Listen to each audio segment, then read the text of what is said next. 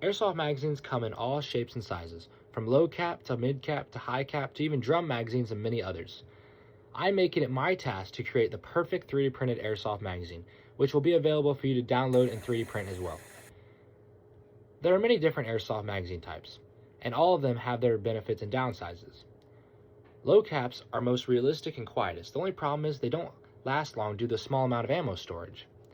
Mid caps are definitely the best trade-off between having a decent amount of BBs, running quiet, and are probably the most common among skilled airsofters. But still, they do not hold enough BBs for many players' liking, me being one of them.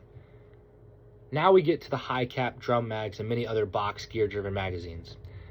They work great and are ideal for the average airsoft player, but they have two major faults. One, they require a large area for BBs to be held and makes a lot of noise when moving and running around the field. This could easily compromise your position in battle. And secondly, they have a gear that is turned with your finger to force BBs into the gun. That is one, very annoying, two, it's possibly painful in cold weather, three, it's not realistic, and four, it makes more noise.